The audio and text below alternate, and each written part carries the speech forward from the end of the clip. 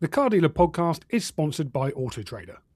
John, have you ever wondered why I, along with 14,000 other dealers, choose to partner with Autotrader? Well, actually, I didn't think so. I'll tell you anyway. With more than 84 million consumer visits every month, it connects us with more engaged car buyers and delivers more deals than anyone else in the UK. And now, with the launch of Buying Signals, we'll have brand new insights on every deal, showing how likely a customer is to buy the car they're interested in. Plus, as someone who set out to use AI and data as much as possible in my business, I've found their technology, data, and tools genuinely invaluable. But when I do get stuck, which is, let's face it, most of the time, Autotrader is always on hand and committed to supporting us to get the very best from our package. To find out how they can help you, visit trade.autotrader.co.uk.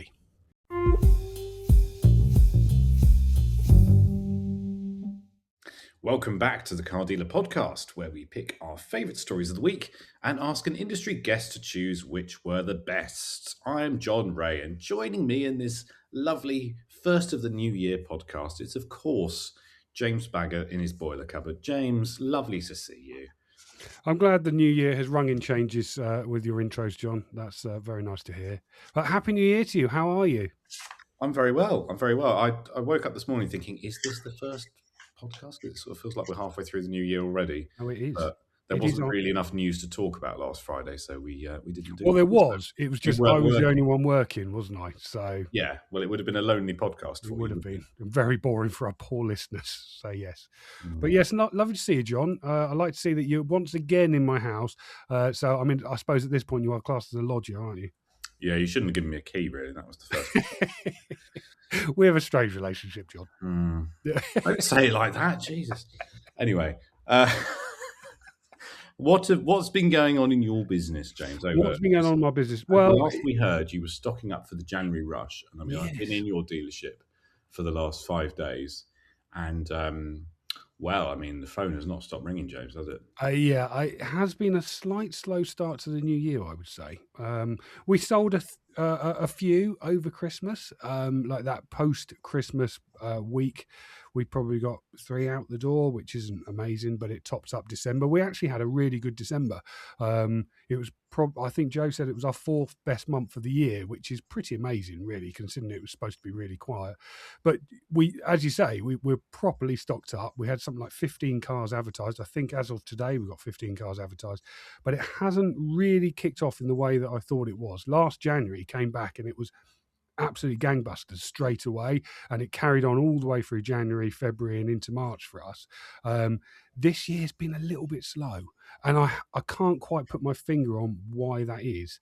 We're getting leads, interestingly, from places like Car Gurus and Car Wow. We've had a lot from those guys. And we have sold some cars this week. I think we've got four away this week. But I was sort of hoping that it was going to be an everyday phone ringing, and it hasn't been like that. And just chatting to some of the dealers that I have been over the last week or so, they're saying the same similar things. So it's nice to know that we're not on our own. But yeah, I'm hoping this January rush happens at some stage in January. Well, you've got about 20 days left, so fingers crossed. Yes, but yeah, I've got a week off next week, which I'm very much looking forward to, handing the reins to our young Luke, who is going to be looking after the place. So I'm sure we'll come back from our holiday and everything will be sold. I mean, he looked mildly terrified when you told him that he was running it. He certainly did. He certainly did. Anyway, shall we introduce our lovely guest? Yes, let's do that. So our guest this week is founder of specialised or specialist used car dealer, Sports and Touring. It's Tim Atkinson. Tim, thanks for joining us. I'm very glad to be here. Thank you for inviting me. Nice to see you, Tim. Before we get into your business, I mean, what did you think of what I was saying there? Is it similar with you as well? I mean, how's the start been for you? Well, it's interesting. I came into this business with no motor trade experience about 5.5 years ago. And I'm really glad I didn't bring any experience with me, because I have just had to accept the landscape as it is with no preconceptions. And people I talk to who are used to, selling a lot of cars in particular months of the year have seen that turned on its head. And yeah, we had a great December, actually. It's a slow start to January. That's partly because we've not got very many advertised at the moment. It's also down to some other factors, which maybe we'll come on and talk about. But the notion that that you can predict where the workload's going to be and where you'll sell, I think, is a false notion. We used to say in my previous world, randomness comes in clumps. You'd look at a data set and say that doesn't make sense. Why have we suddenly got all of these happening? And the answer is that randomness comes in clumps. Yeah, I have found that quite frustrating, if I'm honest. And I've talked about in the podcast before that just the kind of the unpredictability of retail car sales, just never knowing when it's going to happen. And I find it just so hard to plan. I talk to other dealers and it's kind of say, how do you manage it? And I don't think anybody does. I mean, you might have lots of data over the last few years, but it doesn't point to what's going to happen in the next week, does it? No, I think you have to be dynamic and ready to respond, and try to keep quality control where it needs to be. Because I'm sure we've all been in situations where you suddenly have a rush of things that need to be done, and the risk is that they're done, but they're done badly, and that is one of the biggest challenges. Tim, let's talk about your business then. Give those people listening and watching this on YouTube just a bit of an idea of what you do, what you sell. Yeah, so we're in a farm shed in a village in Hampshire, basically, and started out as the name of the business, Sports and Touring, suggests as kind of a generalist prestige and performance dealership. But the second car I bought into stock was an F-Type Jaguar. And I went and collected it myself. And by the third bend on the way back here, I was just hooked. Never driven one before. I thought it was tremendous in every respect. And for the first 3 years, we kind of always had one or two around, maybe three.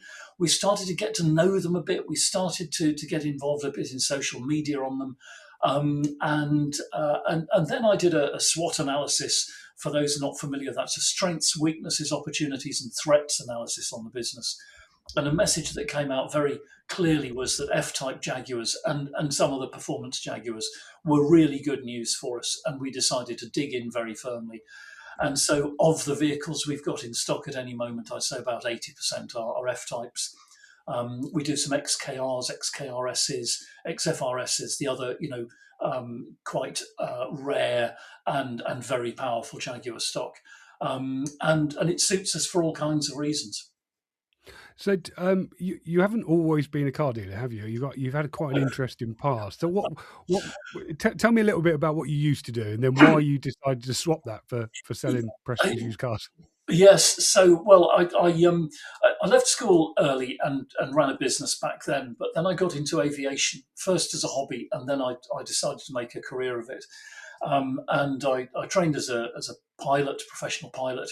Hit the early 90s recession and trained as an air traffic controller and did that for a few years to put bread on the table, and then got into the airlines in the kind of mid-late 90s, and I was an airline pilot, and then moved into management and into what's generally known as safety, but which I prefer to call risk, and became an investigator and manager, and that led to a really interesting career.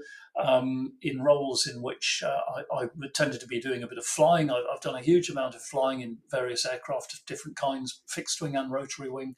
And then I ended up at the Air Accidents Investigation Branch, and did 12 and a half years there as an investigator, a senior inspector of air accidents, as we were called.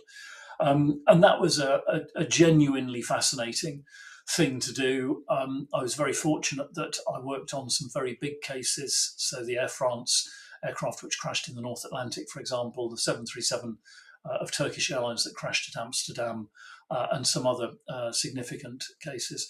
But that kind of also wore me down a bit. And I left there, went consulting, ticked another box and became an examiner and instructor on the 737 series, which is something I hadn't done before, and then decided, well, I'd like to do something totally new. And we looked at all kinds of possible routes to go down, and one that presented itself was motor retail. And that came about partly because I'm a big petrol head, and have always been interested in cars. and partly because it seemed, and my word, isn't hindsight a powerful thing, to be a good area to go into. Needless to say, I wouldn't dream of doing it again, knowing now what I didn't know then. But it's been an interesting journey. We've had ups and downs, of course. It's never quite the business hasn't yet delivered what it needs to deliver, largely because although we came in as a disruptive force, seeking to do things genuinely differently and genuinely better than many of the less reputable dealers do, we nonetheless suffer from, for example, the difficulty of finding access to working capital at a reasonable cost and with reasonable terms attached. And that's the big challenge the business has at the moment. I like to describe that we've built a machine which is presently running at idle RPM.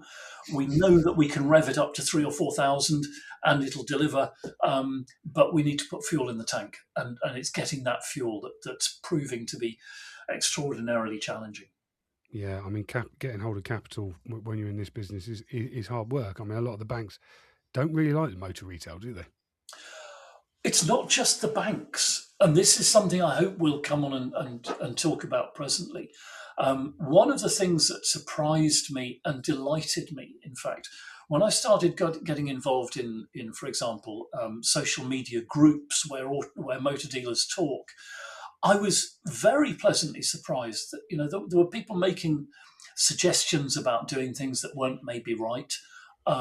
And they were jumped on frequently by a number of dealers who clearly were doing the right thing. I won't embarrass people by naming them, but a few individuals in particular really struck me with what they were doing and how well they were trying to run their businesses. And the motor trade suffers, and the more that you try to be disruptive and be really excellent and do an exquisitely fabulous job, the more you suffer from these expectations.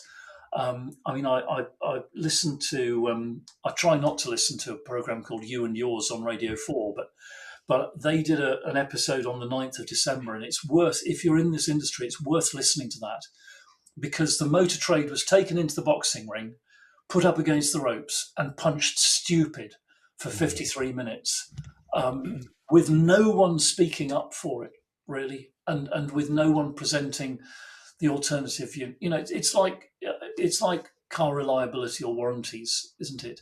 Very few people buy a car, keep it for 3 years, and at the end of the 3 years go online to review the warranty company, who were fabulous, although they didn't pay out because nothing went wrong. Very few people will immediately go into the social media groups and say, I've had this car for 3 years, it's been brilliant, I've serviced it, but it's never put a foot wrong at all, hasn't cost me any unexpected money. Whereas, of course, in the siloed world of social media, someone who's unhappy and happens to be a bit of a keyboard warrior will just be all over the misery. It is hard to do things properly in this industry. I really do find it, but I think you just got to stick to your guns. I mean, we certainly do it in our business. I mean, this week, for example, we had a Kia Sportage come back to us. The customer had been complaining it had been using too much oil.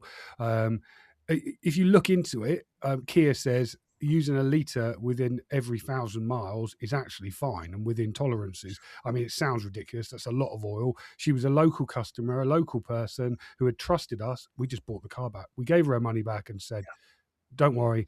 And she bought another car from us, to be fair. We swapped her into something else, which she paid more money for, and we'll get rid of that car somewhere else. We might spares or repairs it, or decide to trade it on and explain the problems. But it got me thinking. There is a lot of dealers out there that just wouldn't have done that, who wouldn't have bought that car back. And I just think that you do have to try and look after the customers like you'd like to be looked after yourself. Which is hard, isn't it, when the margins are so slim? Absolutely. Now, we reap the rewards of that, particularly being so specialised that because we've got a really excellent reputation, nothing but 5-star reviews, which I know people will tell me it's wrong. I should be at 4.7. But I just can't push that across the line. I've thought about trying to mildly upset somebody, so I only get. Don't do it.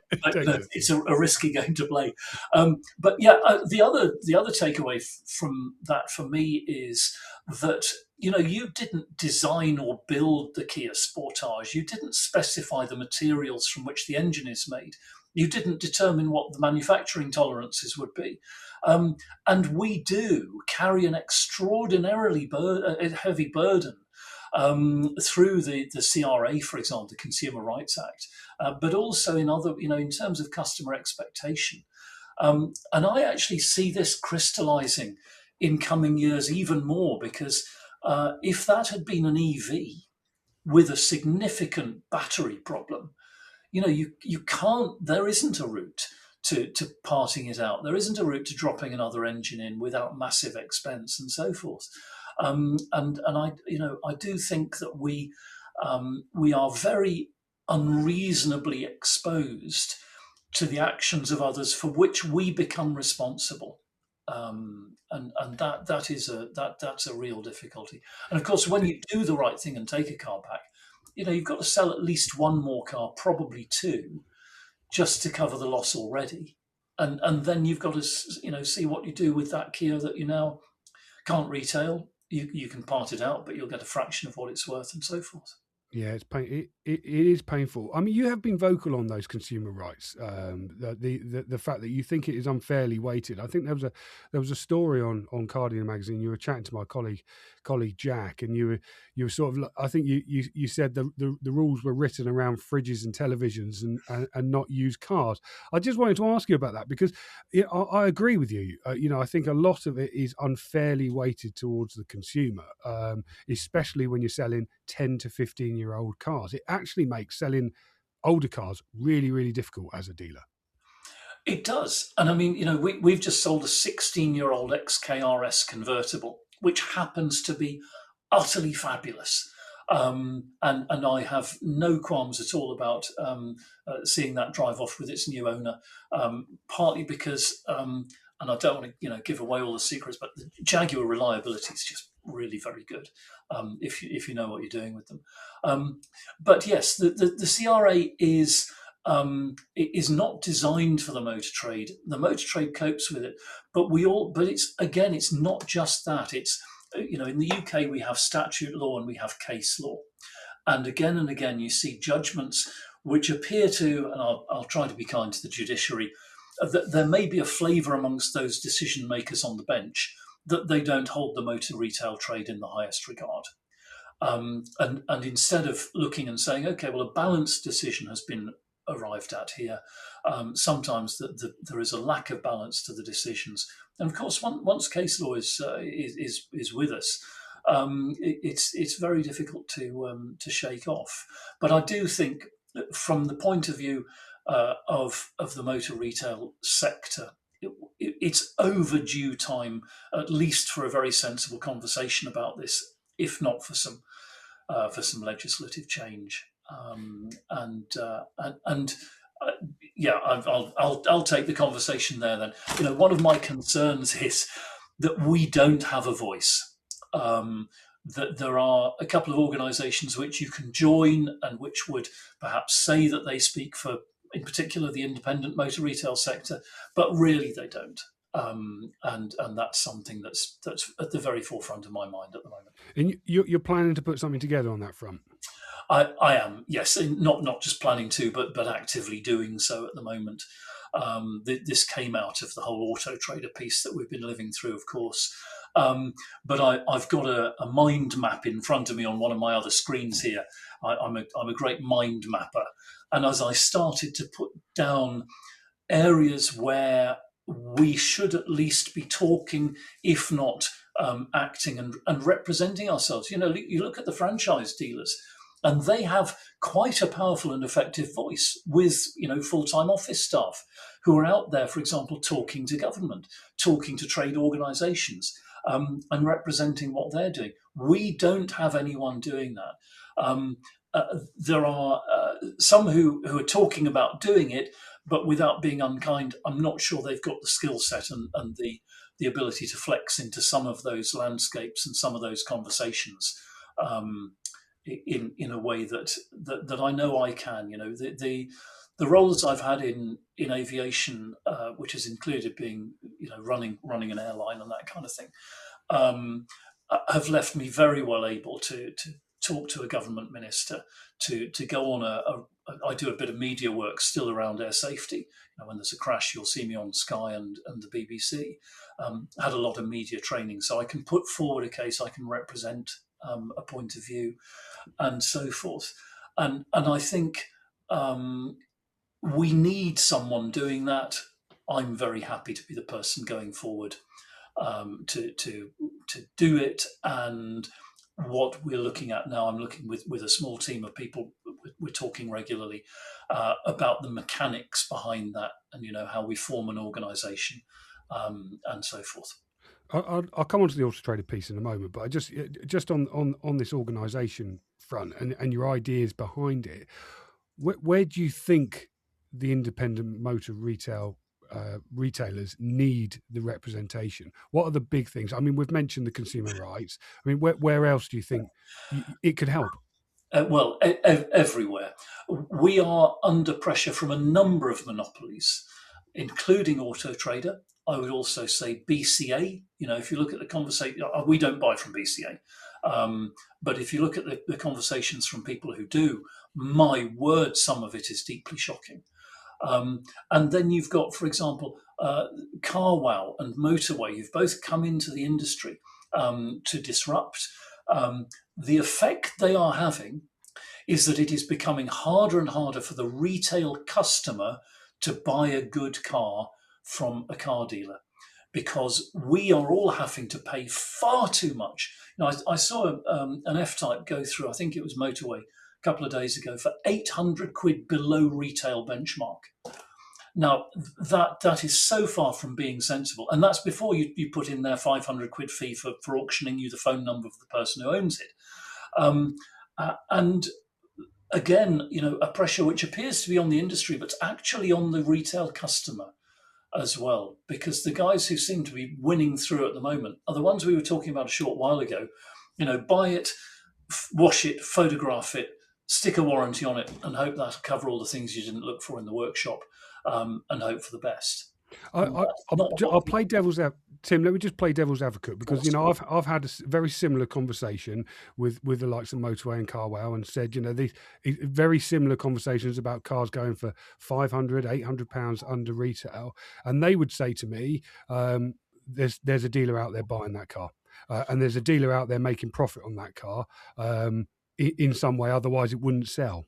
So it's sometimes I look at it. I mean, for example, there was a Nissan Primera that went for a motorway auction this week that was up for £1,200. It was 20 years old. It was up for £1,200 reserve, and the front end was absolutely stoved in. It looked like a cat hen.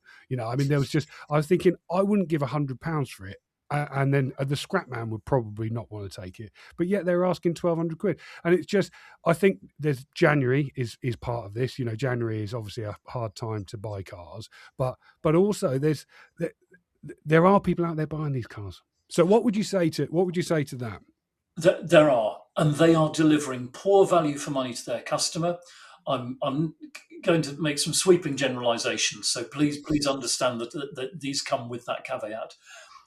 Look at a supermarket which is going to load up an unnecessary and very expensive and very poor value products, and just use that metal as a vehicle for selling things that people don't want, which have massive profit margin across them. That's bad for the retail customer, and no one is flagging that. And Motorway and CarWow, who they're organisations who talk about trying to be good and trying to do their best and all that, and they're not. They're being disruptive, of course, but they're being disruptive in a really damaging way. And they're making it very difficult for us to run dealerships properly and for customers to buy cars which are good, because, yes, people are buying that. And if I was a lazy buyer for a car supermarket operation, I can sit there and buy cars with 800 quid across them all day long through those mechanisms. And if my operation is of such low quality that we can work with an 800 quid margin on the metal, then the business, I suppose, is going to succeed. I would hope. Sorry, Tim, to interrupt you. I mean, what I would just wanted to say on that front is, Motorway and CarWow are not going away. I mean, we and to be fair, we buy a lot of cars from both of them, but do you think with these margins being squeezed like they are, there is a future for independent motor retailers like us? Have we got a future, or is it going to be to the point where the margin gets squeezed so much that the people who want to do it properly just can't? Um,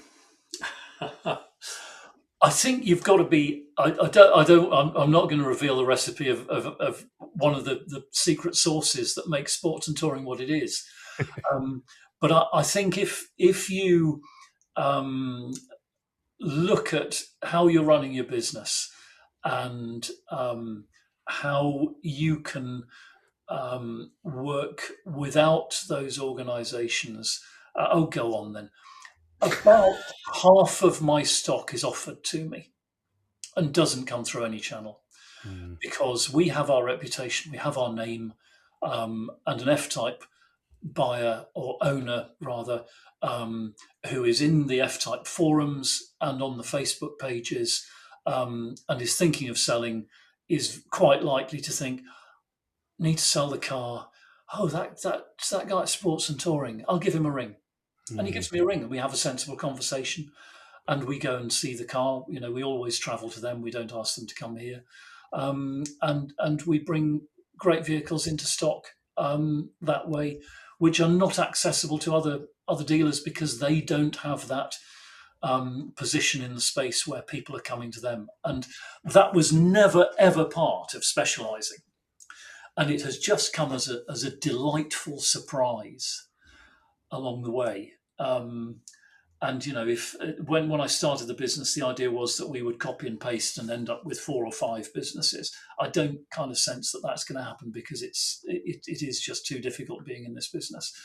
But you know, I would now be doing similar things in social media with maybe Porsche, Maserati, Aston, and so forth, with a long game in mind that will establish those same criteria in the public perception, and that will then deliver in the unexpected way, which it has, you know, for us. Bit more exciting than the automatic Volkswagen Ups I've got in stock. So yeah, I'm mildly jealous, I must say.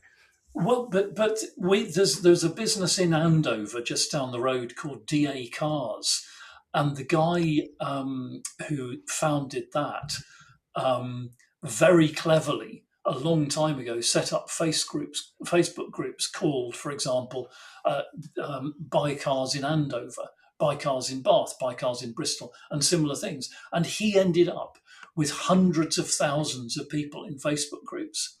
And yes, you know, automatic Volkswagen Ups amongst them, people who were in those groups and just knew, oh, I can stick my car up here. Now, of course, he was moderating all of the posts, and he was able to, oh, right, Mrs. Smith would like to advertise her Volkswagen Up. I'll just send her a messenger message and we'll have a chat about it. All of a sudden, we've got a car in stock. Very smart, very smart. You know, let's just in our final few minutes, let's just touch on the Autotrader, the Autotrader thing. You came to prominence off the back of the changes that they made, the Deal Builder introduction. They have obviously made some changes to that since.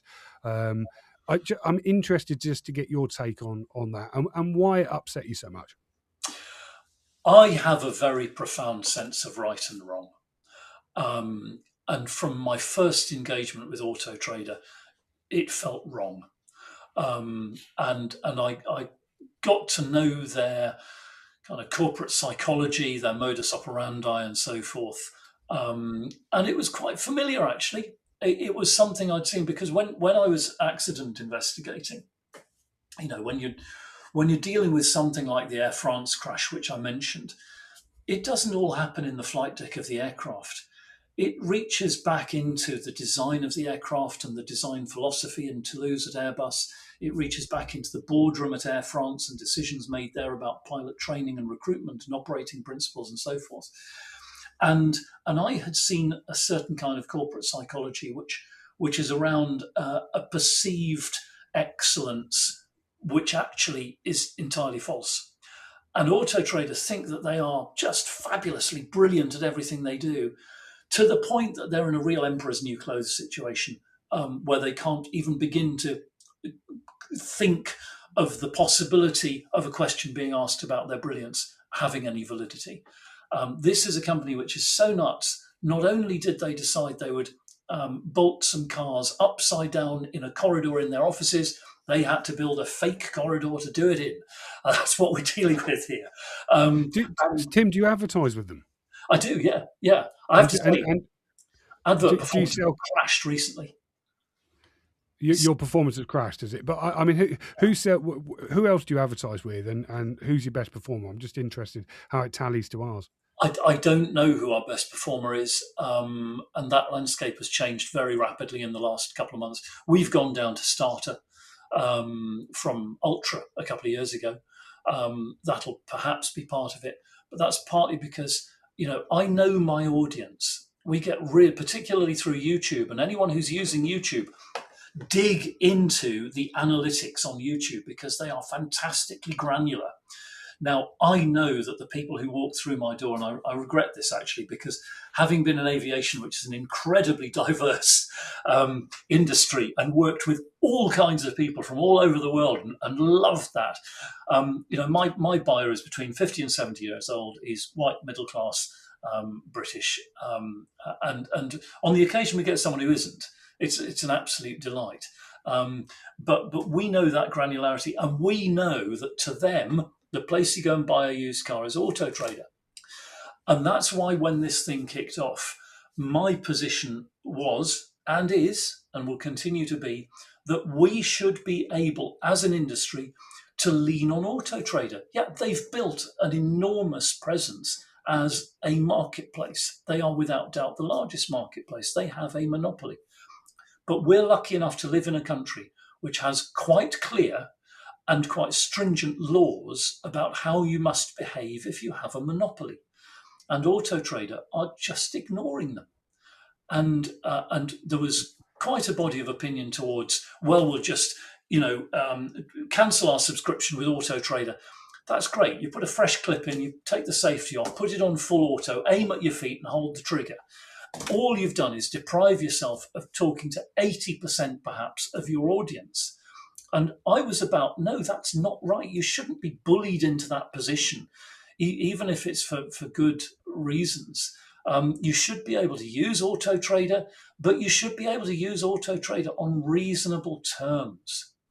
And it's very clear that their terms weren't reasonable. They then, of course, introduced Deal Builder, which was the final straw. And all of a sudden, the camel is just lying there in the desert with its back broken. Without that, I'm glad they did that with Deal Builder, because we needed, we needed someone to strike a match. Tim, Autotrader are obviously not here to give their right reply, but in 2 weeks' time, Nathan Coe, the CEO, is coming back on the podcast. He was on it just before Christmas, and he's going to come back on. What question would you like me to ask him? I'd be delighted to do a double header with him. I really would. What question would I ask him? The big question to me is, are they doing this knowingly? Do they have really excellent in-house counsel who are talking to them and saying, yeah, we're getting further and further into what we shouldn't be doing, guys? And maybe someone is saying, yeah, but are we going to get away with it? And the counsel is saying, very close to the wind now, very close to the wind. And they're saying, yeah, okay, close to the wind, but we haven't yet, crash-jibed. And I don't think that's the case, because when I look at, for example, aviation risk is all about data. The way Autotrader have got a fantastic body of data. The amount of data they have, and yet they just have no competence in analysing it and working with it. And I'm afraid my opinion is the same on this front. I just think it's likely that they're just ploughing their own furrow. Sorry, I'm using lots of analogies, all of which are getting mixed up here. And there's a thing which we call in the risk world, you call drift into failure, and where it's a procedure or an organisation becomes slightly deviant, and reaps the rewards of that deviancy, and the deviancy develops and goes from being tactical to strategic, and you reach a point where suddenly you realise you've drifted into this awful situation where everything is wrong, and that I think is what's happened with Autotrader. Tim, let's park it, and we'll give them their right of reply in a couple of weeks' time, and you can come back to me once you've listened to that I'll one and look tell forward me to that very much. whether they've done it. Let's try and end our chat on some New Year positivity. What are you looking forward to this year? Oh gosh. When I think about the things that worry me day to day, they're nothing to do with motor retail at the moment. They're to do with the world which has turned on its head. I used to say to people, if you told me when I was 14 that at my present age of 58, I wouldn't be able to fly on a supersonic aircraft and there'd be a war in the Middle East, I wouldn't have believed you. And that's looking like a very, very low bar now. We've got an amazing, incredible world to navigate. I don't think we've seen the effect of that on the motor trade yet.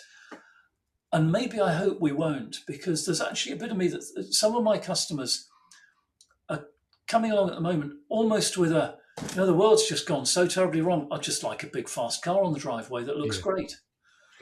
And, there's almost a kind of hopelessness sometimes. But what else am I looking forward to? I'm particularly looking forward to seeing the new Jaguar. I was with EasyJet for 5 years. In the early days, my desk in the office was not far from Stelios's desk. And he was a massive believer in no such thing as bad publicity. And last year we saw probably the best advertising campaign I have ever seen from Jaguar.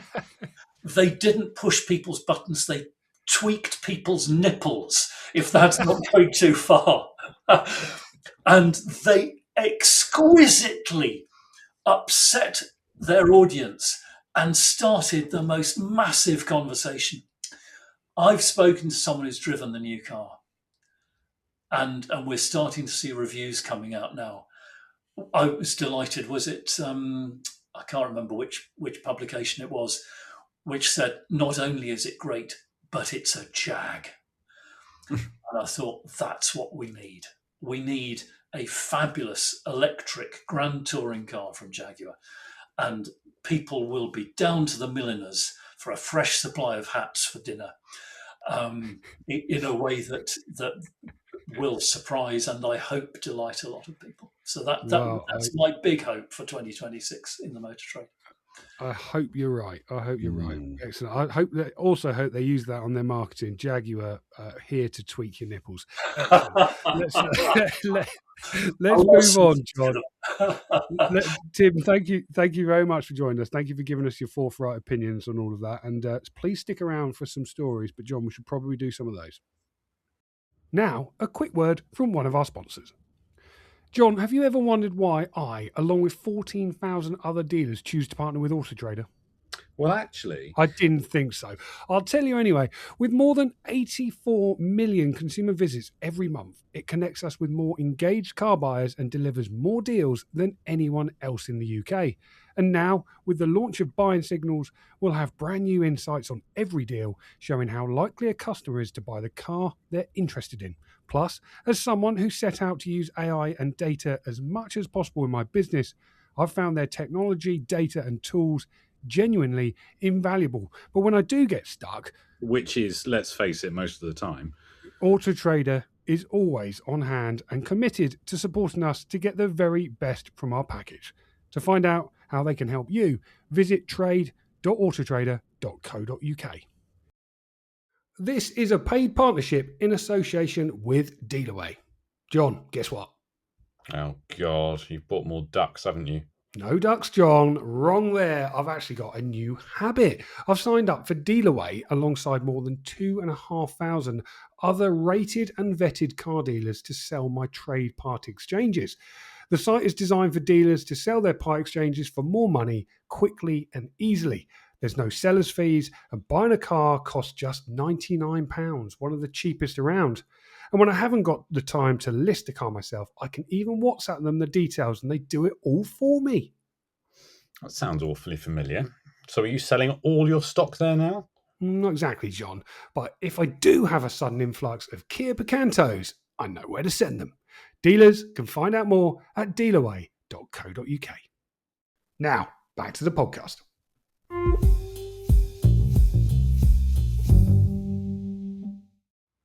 So James and I are going to run through our favourite stories of the week, and at the end, Tim gets to decide which one of us chose the best ones, and therefore who is the winner. Slightly complicatedly, James, I looked back at our last proper podcast, and it was a draw, an unprecedented draw. Right. So I'm going to let you start as a new year. I mean, you did win by your own rules the Christmas quiz, so Let's start this as a new series. Okay, So, James. yes, and I will actually write down the scores. Whatever that means, a new series, sure. New series, excellent. Okay, thank you, John. I'm going to start with some news. Excuse me, that came out in that quiet period between Christmas and New Year, which wasn't so quiet for Companies House because they had to deal with Constellation Automotive Group's huge businesses accounts and their annual reports, and those included We Buy Any Car, Cinch, Marshall, and also their whole business, Constellation Automotive Group. So this is a massive business, John. As you know, we've talked about it many, many times before. It's got what most people would assume is the perfect motor trade business. You know, they've got We Buy Any Car that acquires cars from members of the public. The ones they obviously buy them under trade prices, as we well know. Those that they don't want, they put in their auctions, BCA, which they obviously own, and they'll make money on the car and also make money on the fees. They also can cherry pick the ones that they do want to retail. They can put those into their Cinch used car dealerships, or if they're really good, onto their Marshall forecourts. So they've got this perfect business, really, this perfect circle of used car retailer, new car retailer, acquisition channel, and trade disposals. But for some reason, they're not making it work. So I looked into this in a lot of detail. In 2025, they turned over £9.5 billion, but yet still turned a profit of 113 million, just shy of 113 million. And that comes because of many different things, but most importantly, Cinch Cars. If you look at their accounts in particular, now this is the business that launched during COVID at the height of the kazoo fame, wanting to sell online cars exclusively, delivering them to people's homes, and since then it's changed lanes quite dramatically. Really, it does still offer home deliveries, but the accounts point out they no longer do that free of charge. They're charging people to deliver to their homes, but it has also opened a number of dealerships. Ironically, in a lot of former kazoo ones, as we know. Are they calling them dealerships, James, or are they calling them customer handover? Well, I think there's a little bit of both, but actually, I think they are sort of. You can go in there and buy a car, Okay. which in my mind is a dealership. But yet still, Cinch Cars in particular lost a huge amount of money last year. It clocked up losses of just over 100 million. So you've got this business here that is struggling, and you just on the focusing on the Cinch front, I sort of wonder quite why that is. They had a lot of expense when it comes to marketing. That business, they were like kazoo on front of shirts and all sorts of football teams. That has all since come to an end, but yet still they are making a very, very heavy loss. That has weighed heavily on the group overall. BCA, on the other hand, made £152 million EBITDA profit. So they are a profitable business. That was up a third on the year before. We Buy Any Car, meanwhile, added £61.5 million of profit to the group. They bought 500,000 cars in 2025, which is a staggering amount of cars, isn't it? 512,000 cars to be exact. But the biggest problem this group has is its financing costs. And Tim mentioned the problem with capital during our chat.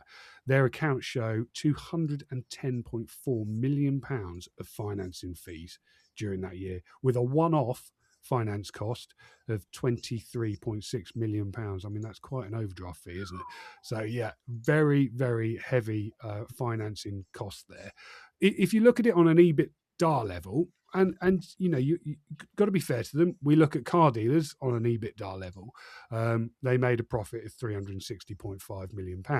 But this is a business that is heavily leveraged. That is a lot of money that they're paying in financing costs, and it does make it very, very difficult to run. So yeah, I just found these accounts absolutely fascinating. I created a couple of videos for the Car Dealer Magazine YouTube channel all about them. Go and check those out. I've written about it in my Substack today, my newsletter, because they are one of the biggest companies in our industry. And it's very, very interesting to see how they're performing. What do you think, John? I've got a couple of takeaways, I suppose. I mean, the cinch thing is interesting because that's predominantly the only thing that Constellation are doing that's making no money, really. It's almost a bit of a bit of an anchor dragging them down. And you just think, why is it not working? Is it just that model is flawed and it just doesn't work anymore? Take a look at car supermarkets. Some have been up in 2025, I think, and towards the end of 2024. But it's a difficult market to operate in. You've got to be very well, as you two both know, you've got to be very on it on every single car in terms of pricing and preparation and everything. You can't really do things en masse anymore in quite the same way. And I think that's probably part of the problem for Cinch. The other part of the problem, as you say, is marketing costs, which are enormous. And yet I don't think they're as well known as they'd perhaps like to be. In some ways, I almost think they should have bought the Kazoo name off Kazoo, because that's, combined, at least, throw a couple of million at whatever that brand name would cost. And at least you would cover the entire, we are the online direct-to-consumer sales channel. The other thing I thought was interesting is the figure for We Buy Any Car, the number of cars they sold is up. It's up modestly. It's 512,000 cars rather than 487,000 cars. But in the times where, we're looking at CarWow and Motorway getting bigger and bigger every year, every month, it seems like there's more cars in those auctions. There are not more used cars dramatically appearing in the market. Like, I thought they'd have made more of a dent in We Buy Any Cars. Yeah, I purchasing figures. Totally agree with you on that front. When I went along to film some footage for these videos, I went along to the local We Buy Any Car centre, and it's based in a car park not far from where I live. And I just found, and obviously it was sort of their car park, so all of the cars were the cars that they'd bought. And I found it absolutely fascinating to see the sort of things that are in there. Stuff like Tesla Model Y to really cheap Kia Picantos, the sort of stuff that they probably gave them pennies for, really. But there's still this large amount of people out there who don't want the hassle of selling it on Motorway or CarWow, and just are happy with that terrible price they notoriously get from We Buy Any Car. Yeah, that's very true. And I think, having spoken to a few people recently, well, actually, strangely, chatting away to, I think it was like the manager of the venue of our used car awards, she was a bit frustrated with, I can't remember where she'd sold a car on Motorway or CarWow, but she was frustrated by how slow the process was, because in her mind, she'd sold it, her lovely car that she was very proud of, and it had been a week and nobody had come to get it. And she was sort of like, well, I kind of want it gone now, And that's the one positive thing you can say about We Buy Any Car is you take your car along, it's gone. Yes, that is true. That is very, very true. It's instant, isn't it? Interesting stuff. Tim, did you check out any of this? What's your take on it? Well, I'm actually going to say some words in favour of We Buy Any Car, because you're here to disrupt today, Tim, aren't you? I am, yeah. Because 2 or 3 times a year, we will have a customer who's got a part exchange, and We Buy Any Car will make a stellar offer for it. And I presume it's driven by, they particularly want that make model for Cinch or for BCA. Certainly offer way more. I've seen £1,000, £2,000 more than we can offer as a part exchange price. And I know the guys at We Buy Any Car in Andover. I think it's a little bit unfair that they have a reputation for chipping people. But I say to people, this is only what anyone will do. A competent private buyer will go round your car very thoroughly and see the things that are wrong and talk to you about putting them right. I would do that if I'm taking a car in part exchange. We Buy Any Car just happen to be in the window for this. They're where the public see this happen. And the guys in Andover certainly are scrupulously fair. And indeed work to lower numbers on the repairs than we do. If we're looking at a Part X that needs a door panel doing, I have a figure in mind which is considerably more than they do. And so, as I say, 2 or 3 times a year, I'll have a customer and say to them, take your car to We Buy Any Car. They're only 1.5 miles away. I'll come and pick you up once you've transacted there. We'll stick you in your new Jaguar and you can drive off. I use them all the time. I say to every single customer, "Have you had a We Buy Any Car price for your car?" And they invariably either say yes or no, I'm yet to do it. I say, "Well, take it along to them, find out what they'll give you once they've seen it, and I will definitely beat it." And I often buy their car as a result. Okay, so you're playing this a different way around. Interesting. Yeah. Right. Okay. You see, I don't want stock that isn't Jaguar, basically. No, true. So that's but that is interesting.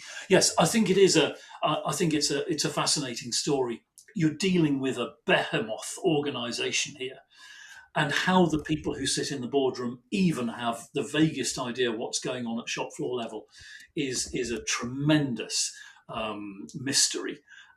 And if their performance isn't great, then that's where I would probably, with my investigator's hat on, start. And I'd say it's just a dilution of message from top to bottom, and a lack of understanding and transparency of cost and profit from bottom to top.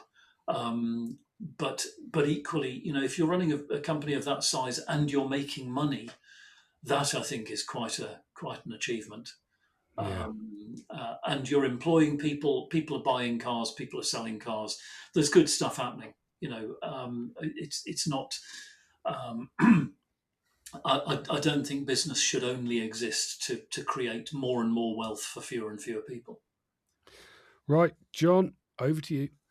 Okie dokie. I'm going to. This is a bit of we're rounding up all the things from last year in a way, but I'm going to talk about the manufacturer winners and losers of 2025, as you have called it, James Banger, in your very informative article. Thank you, John. Thank you for that performance review. Pay rise. So lots of the big winners for this. I mean, you've helpfully categorized all these for me, but the big winners are, unsurprisingly, 2 Chinese brands. So BYD, 51,000 registrations, sort of mid-table, but that's a 485.1% rise on 2024, which is, well, staggering, really. Number 2, Omoda, up 447.1% again. So that's 19,000 registrations. I mean, the rest of them are all, well, the rest are quite interesting, actually. Alpine, I didn't expect to see in third. No.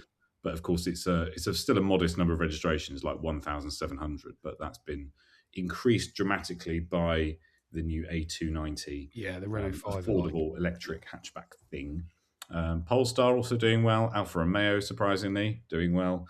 Cupra, Peugeot, Jeep, Renault, and Mazda are the other ones in the top 10. There was another enormous riser, which you've sort of slid under the radar, haven't you? Which is JQ, because they sold maybe 2 cars in 2024 because they hadn't really started selling them. So they had something like a 13.5% rise, sorry. But it's not really a fair bit of accounting, that. But the thing, I just wanted to talk about JQ and Omoda and BYD, really, because not just the percentage rises, because, I mean, percentage rises are slightly fallible, but the sheer number of cars that they've shifted from a standing start and where they've ended up in this table now. So JQ particularly is now bigger than Seat, Honda, Citroen, Porsche, all right, fine, Suzuki, Lexus, Jeep, Fiat, all these pretty solid brands. It's overtaken them. I mean, Citroen really is the big one that I'm surprised they've overtaken, but maybe that's more telling of where Citroen is now in this table. And BYD is sort of creeping towards the top slightly. Bigger than Mini, Cupra, Mazda, Dacia, and all the ones I've just mentioned. So incredible changes, really. They're not; these are not the best-selling brands yet in the UK. They are what you would say mid-table, aren't they? Really, at the minute, but that has to be sort of caveated with the fact that BYD has predominantly been EV until most of, I don't know, halfway through last year. They sort of started introducing more plug-in hybrid stuff. And I mean, JQ had one model pretty much until, let's say, September. And even then, the second one it introduced was, partially electric as well. So I just think it's an incredible performance. And this is not news really in the sense that we've been talking about this for a year, that they've just sprung out of nowhere and done incredible number of sales. But yeah, it's interesting to see the hard facts of what they've Yeah. actually managed to achieve in 2025.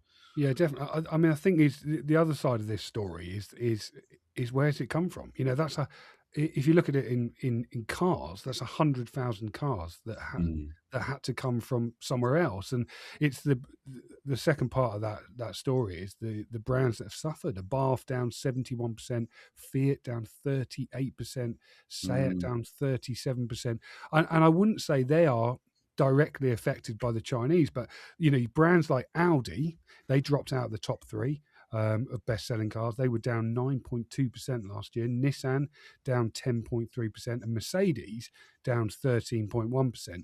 They are all brands that have got cars that the Chinese probably are rivals to. mm. These much cheaper SUVs that are available at ridiculous PCP prices. When people are finding it tough and the cost of living has been hard for the last couple of years, they're going to go for the cheaper option. I think I liken it to that Aldi Lidl supermarket. People like to think they're getting a bargain, Mm. and I feel the Chinese have tapped into that. The other thing that really struck me with these figures, John, is Ford. Ford were Yeah, back in the top three for the first time in quite some time. They sold just shy of 119,000 cars last year, which I think we discussed it, didn't we? It's like, well, what have they sold? Because they haven't got Fiesta anymore, so Puma has clearly gone very well. They're ending the run on Focus. maybe So that was it. Maybe it was buoyed by the end of Focus, everyone going and buying a Focus. I don't think that's what happened. The other thing is Puma Jenny came along, and Puma Jenny, although I'm a little bit skeptical of it, I think actually it's quite a good value for money I don't think I've proposition. seen one on the roads though. No, I still haven't. I still No, haven't. But anyway, that's not really a what's the word? That's a it's not oh really a god, problem. the legalese has gone out of my head because it's 9 in the morning. But it I wouldn't do. stand up in court, would it? I've not No, seen no, one yet, so of they course can't be selling any. can't be true. But fascinating figures. I just love the SMNT figures in January and looking back at who's won and lost the year before, and it's clear last year was the year of the Chinese, and I think Mm. this year we're going to see some very very different things. I mean, a I'm lot just of people are saying, sorry, John. oh, go on. You Uh, finish your thought. I was just going to say a lot of people are saying they think this year we could see some major casualties, and I wouldn't be surprised if that's the case. Mm. Well, I feel like I was right to say 2025 was the year of the Chinese. I know some people say it will be this year, as you've said. Yeah, no, I think you're right. It's the year Yeah. that they really took a foothold. I think this year we'll see them accelerate big time. Mm. The other story I just wanted to roll into this before I come to Tim for his opinion is Mike Hawes's thoughts. Mike Hawes and his thoughts There he is. on Right. these figures, and particularly he's sort of, or at least the story we've written has been around EV discounting, and there's just a figure in this story that I thought was incredible. He reckons manufacturers discounted new EVs by a total of £5.5 billion in the UK last year, which is the equivalent to an average of more than £11,000 per car sold. Just incredible amounts of money off. And when you think, okay, this is spread across the whole car industry, and there are plenty of Chinese manufacturers who I'm sure are discounting heavily and have lots of margin to work within, but lots of manufacturers, like your Fords and your Vauxhalls and Renaults and so on, aren't making that much on EVs in the first place to be lopping that much money off. So I can see why he describes it as unsustainable. Over to Tim. Tim, what did you make of the general SMT figures? Well, it's amazing how we flex in order to save money. China is a state which is a huge threat to to us and to other democracies around the world. human rights record is appalling.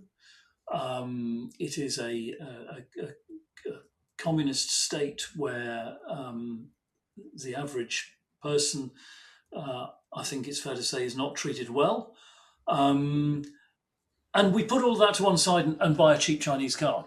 And morally, we're not making a great job of being the human race at the moment, wherever you look. The thing that has always worried me about the Chinese is if they get quality control right, we're finished.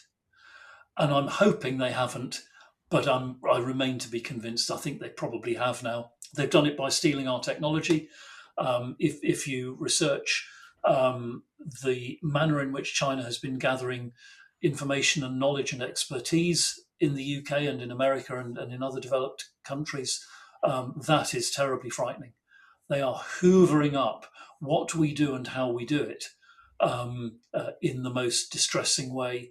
And I'll mention, we've heard a lot about tariffs. In fact, goodness me, I look back on times when we heard about tariffs as the golden age of modern living, because that whole thing's gone in an appalling direction. Where's the protection of our industry? The obvious thing to do is whack some tariffs on these Chinese goods. And give our native manufacturers in Europe, but we had Brexit. The illiterate voted to burn down the library, didn't they? So maybe it's fair enough that all the European manufacturers are kicked in the dirt. I don't think it is, though. I think we've got so many things terribly wrong, and we continue to get them more and more wrong. And yet, people are so kind of selfish and so disinterested in doing what's morally right that this has happened with those Chinese numbers. And it's a fascinating time. I wonder, what are those vehicles going to be like in 4 years? Well, that is a very good point. And to be honest, I've got a couple of. You could lay out concerns about Chinese cars or new cars for about an hour, couldn't you, on a podcast? But the ones that I've driven they feel like they've been rushed to market a little bit, or certainly rushed to this market. Put it like that. Let's say they perhaps function very well in China or Europe or whatever, but they don't quite understand how UK roads work at this point with their lane keep assist and so on. It just seems to be completely insane. Things like the infotainment not really fully resolved yet, which actually, considering you have to control everything through the touchscreen, should be a bit better than it is. All that sort of stuff. And yeah, you're right. I sort of think, I don't think this is a problem unique to Chinese cars, though. If you were to say, there's a new, let's say a Chery coming out with a brand new engine that's supposed to be well-renowned and is very clever and is very thermally efficient, etc. How reliable is that going to be? We should probably ask the same about Ford EcoBoosts when they first came out, shouldn't we? So it's very difficult. Yeah, I do agree with you. I think the difficulty is that the lines are so blurred, aren't they? What we're really talking about is Chinese brands coming here in a way, or Chinese car manufacturing versus, I think the argument that's put forward a lot is look around your house and try and find something that isn't made in China. Yeah. And we've been buying those for 30 years, computers or TVs or radiators or whatever it is. Why does the buck stop at cars? It's a difficult one to answer, that. Their march has been insidious and as you rightly say, in large part unseen. There's an old adage that enemy is the best. Excellent is the enemy of good enough. Mm-hmm. But conversely, we've seen some organisations, and I think Tesla are probably. And this is only my take on this. Okay, Tesla are absolute masters of just good enough. In their early days, my comprehension is that they were going to go bust if they continued refining, and they simply had to start selling cars. And they sold cars which were a long way from where they should have been. I mean, interiors, and they got away with it because they got cash flowing in. And it's kind of it's not a Ponzi scheme model, but think about the expansion of low cost airlines in Europe and the world. It's great if you're an airline that's flying 100 flights today and you're selling tickets for 200 flights in 6 months' time. That on the balance sheet looks sensationally good, but it falls apart when COVID comes along and suddenly tomorrow you're not flying anywhere. And when the expansion stops, and what's fueling that expansion and what's going to sustain your brand. And if it does turn out that these novel machines from novel manufacturers are problematic in the medium to long term, again, going right back to a conversation at the start of this pod, whose shoulders will that be on? That'll be on our shoulders when we're selling a 4-year-old bid, which has got a battery problem coming up shortly, and a customer whose expectation is that it's going to be perfect. Well, at least we've got something to look forward to, Tim, eh? They've taken all the sharp things out of my office, you know. I'm glad they have.